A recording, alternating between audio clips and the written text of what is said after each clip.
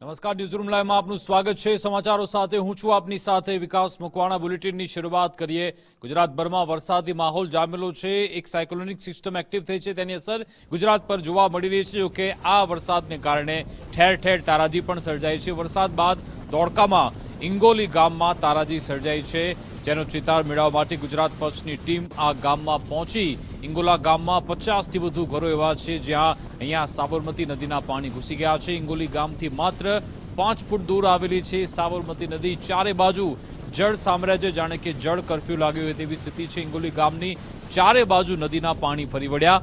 બોઠા 7 નદીઓના સંગમ બાદ પ્રથમ ગામ આવે છે ઇંગોલી, જ્યાં ચારે બાજુ પાણીનું સામ્રાજ્ય જોવા મળી રહ્યું છે। દૂર દૂરથી જ્યાં નજર જાય ત્યાં ફક્ત ને ફક્ત પાણી જોવા મળે છે। લોકો આ પરિસ્થિતિમાં જીવવા મજબૂર થયા છે। ત્યાંની સ્થિતિનો તાગ મેળવવા માટે ગુજરાત ફર્સ્ટની ટીમ અહીંયા પહોંચી છે। અહીંયા સ્થાનિક તંત્ર વહેલી તકે તેમની મદદે પહોંચે અને તેમને જરૂરી સહાય આપવામાં આવે તે જરૂરિયાત છે। અને જે પાણી અહીંયા ભરાવ થયો છે એનો નિકાલ થાય તે પણ અત્યારે તાતી જરૂરિયાત છે। કાદવ કિચડ વચ્ચે રહેવા માટે અહીંયાના રહીશો પરેશાન થયા છે। ગુજરાત ફર્સ્ટ દ્વારા ગ્રાઉન્ડ ઝીરો રિપોર્ટિંગ જે છે તે કરવામાં આવી રહ્યું છે, જેમાં ખાસ કરીને ચોમાસાની સિઝન હોય ત્યારે ગામે ગામના જે પરિસ્થિતિ છે તેનો તાજ મેળવવા માટે ગુજરાત ફર્સ્ટ હંમેશા પહોંચતું હોય છે। તે જ પ્રકારે ધોળકા તાલુકાનું ઇંગોલી ગામ કે જ્યાં સાબરમતી નદીના કિનારાથી માત્ર 100 મીટરથી દૂર આવેલું આ ગામ છે, તે ગામની પરિસ્થિતિની અને જે કિનારે સાબરમતી નદીના કિનારાથી 100 મીટર નજીક આવેલી આ સ્કૂલ છે, જે ઇંગોલીની પ્રાથમિક શાળા કે જે ગઈકાલ સુધી સ્કૂલની અંદર અંદાજિત 2 ફૂટ જેટલા પાણી જે છે આ સ્કૂલની અંદર જોવા મળતા હતા। પરંતુ ગઈકાલે અને આજે વરસાદ ન થતા કારણે ક્યાંક ને ક્યાંક પાણી તો ઓસર્યા છે, પરંતુ સ્કૂલની પરિસ્થિતિ હાલ પણ ખૂબ જ વિપરીત અને અલગ જ પ્રકારની જોવા મળી છે। ગામના સરપંચ છે, તેમની સાથે જ આપણે સીધી વાત કરશું કે ખરેખર પરિસ્થિતિ કેવી। જે પ્રકારે ઇંગોલી ગામની વાત કરવામાં આવે, સાબરમતી નદીના કિનારે અંદાજે 100 મીટરથી પણ નજીક નદી છે। પરિસ્થિતિ કેવા પ્રકારની ગામની કે જે કારણે વરસાદી પાણી જે સાબરમતી નદીની અંદર આવેલું છે? ગઈકાલ સુધી પાણી ભરેલું હતું સ્કૂલમાં। આજ સવારથી પાણી ઓસર્યું છે નદીમાં, એટલે સ્કૂલમાંથી પાણી ઓછું થયું છે। ગઈકાલ સુધી 2 ફૂટ પાણી સ્કૂલમાં હતું। આ વરસાદી પાણી આટલું બધું આવવાનું કારણ શું? દર વર્ષે આ પ્રકારની પરિસ્થિતિ થતી હોય છે? અમારે 7 નદીનું સંગમ જ્યાં થાય ઓવઠા, ત્યાંથી પાણી ભેગું થઈને પછી અહીંયા આવે। એમ વાત્રક, શેઠી, ખારી, સાબરમતી, હાથમતી, મેસવો અને માઝો, આ 7 નદીમાંથી કોઈ બી 2 કે 3 નદી આવે એટલે ગામમાં પાણી ઘૂસી જાય। ગામની વસ્તીની વાત કરવામાં આવે તો કેટલી વસ્તી છે કે જેના કારણે આ પાણીથી પ્રભાવિત થતી હશે?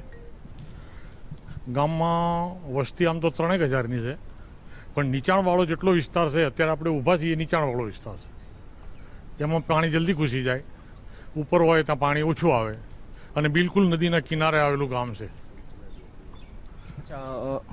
કેટલા દિવસથી આ પ્રકારની પરિસ્થિતિ? કારણ કે વરસાદ છેલ્લા આપણે જોઈએ છીએ કે છેલ્લા 1 સપ્તાહથી વરસાદ આવી રહ્યો છે, અને પ્લસ સાથે સાથે આ પાણી અમદાવાદ છે, ગાંધીનગર છે, બનાસકાંઠાનું બધું પાણી જે આવતું હોય છે અહીંયાથી તો હવે સીધો ખંભાતના અખાતને મળતી હોય છે વટામણ થઈને, પરંતુ આ પરિસ્થિતિ કેટલા સમયથી આપણે?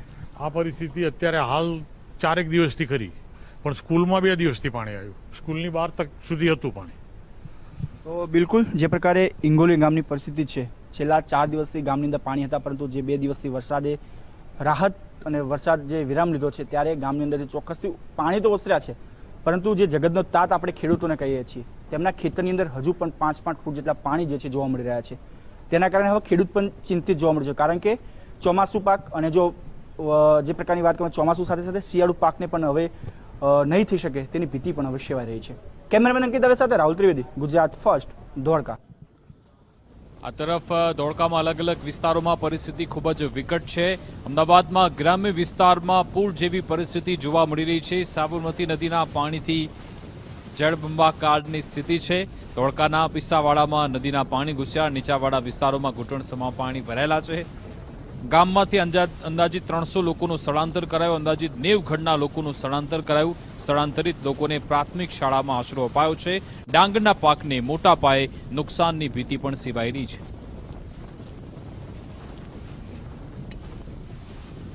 અંદાજિત 80-85 મકાનનું પાણી છે, પાકમાં તો ડાંગરનું 95% નુકસાન ખરું પીસાવાડામાં. બીજા કોઈ પાકનું નુકસાન? આ ટામેટી શાકભાજીનું નુકસાન ખરું, પશુપાલકોનું નુકસાન ખરું, ઘાસચારો બધો ખલાસ થઈ ગયો. અંદાજિત તો 52,000 વીઘા પીસાવાડા પંચાયતની જમીન છે, તો 95% નુકસાન પાક્કો. ધોળકા તાલુકાના સાબરમતી નદીને કિનારે આવેલું પીસાવાડા ગામ, જેના નીચાણવાળા વિસ્તારોની અંદર ઘરોની અંદર પાણી ઘૂસ્યા છે. વરસાદ બંધ થઈ 48 કલાક થયા છે, પરંતુ જે પ્રકારની પરિસ્થિતિ હાલ પણ નીચાણવાળા વિસ્તારોની અંદર જે પ્રકારે જોઈ શકાય છે કે મકાનોની અંદર ઘૂંટણસમા જે પાણી જે છે એ જોવા મળ્યા છે. ગામના આગેવાનો સરપંચ દ્વારા તમામ લોકોનું જે નીચાણવાળા વિસ્તાર રહેતા હતા એમાંથી અંદાજિત 300 લોકોનું સ્થળાંતર જે છે તે કરી દેવામાં આવ્યું છે અને તમામને નજીકની પ્રાથમિક શાળા કે અન્ય લોકોના ઘરે જે છે એ સ્થળાંતર કરીને રાખવામાં આવી રહ્યા છે. પરંતુ હાલ જે પ્રકારના દ્રશ્યો પીસાવાડા ગામના નીચાણવાળા વિસ્તારની અંદર જોવા મળી રહ્યા છે કે તમામ જે ગલીઓ છે, જે આખો છે, તમામની અંદર પાણી ફરી વળ્યા છે. ઘૂંટણસમા પાણીની અંદર આ તમામ જે ઘરો છે, લોકોને સ્થળાંતર કરવાની ફરજ ઊભી થઈ છે. હાલ જે પ્રકારના દ્રશ્યો આ પીસાવાડા ગામના છે, ધોળકા તાલુકાનું ગામ, જે પીસાવાડાથી જે છે એ આ ગામ વીરડીથી નજીક આવેલું સાબરમતી નદી કિનારે, અહીંયાથી અંદાજિત 3 થી 4 કિલોમીટર દૂર સાબરમતી નદી જે છે આવી છે અને ત્યાંથી આ ગામ પીસાવાડા, જ્યાં ગામના નીચાણવાળો વિસ્તાર જે સમગ્ર પાણીમાં ગરકાવ થયો છે. ગામના આગેવાન છે, તેમની સાથે જ વાત કરશું.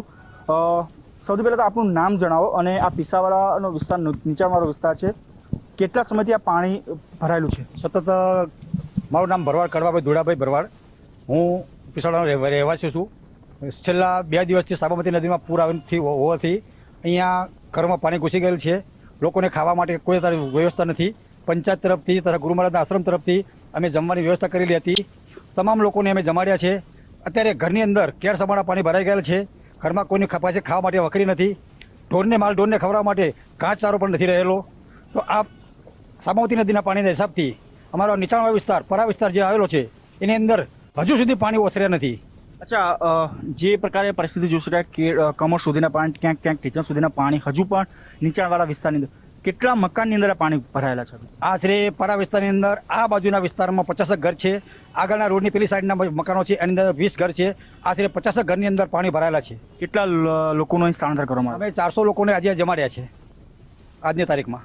તો બિલકુલ જે પ્રકારના દ્રશ્યો હાલ પણ પીસાવાડાના નીચાણ વિસ્તાર જે છે કે અંદાજિત 80 જેટલા મકાનો જે છે તે મકાનોની અંદર પાણી જે છે ઘૂસ્યું છે અને તમામ લોકોનું, એટલે કે અંદાજિત 300 જેટલા લોકોનું સ્થળાંતર કરવામાં આવ્યું છે. હા, સીધા દ્રશ્યો પીસાવાડા ગામના નીચાણવાળો વિસ્તાર છે ત્યાંના જોઈ શકાય છે કે ઘૂંટણસમા પાણીની અંદર તમામ લોકો જે છે રહી રહ્યા છે, પરંતુ ગામના દ્વારા શક્ય હતી તેટલી મદદ કરવામાં આવી છે અને જે લોકોની જરૂરિયાત હતી, જે લોકોને સ્થળાંતર કરવાની જરૂરિયાત થતી હતી, તે તમામ લોકોનું સ્થળાંતર કરવામાં આવ્યું છે અને સ્થળાંતર કરીને રહેવાની સગવડ હોય કે ખાવા પીવાની સગવડ, ફૂડ પેકેટની સગવડ જે છે પૂરી કરવામાં આવી છે. હાલ આ પીસાવાડાનો ખૂબ નીચાણવાળો વિસ્તાર કે જ્યાં સાબરમતી નદીના પાણી ફરી વળ્યા છે, અહીંયાથી જ સાબરમતી નદીના પાણી સાથે સાથે ખેતરોની અંદર પણ પાણી ઘૂસ્યા છે, એટલે તમામ લોકોનું જનજીવન પ્રભાવિત થયું છે.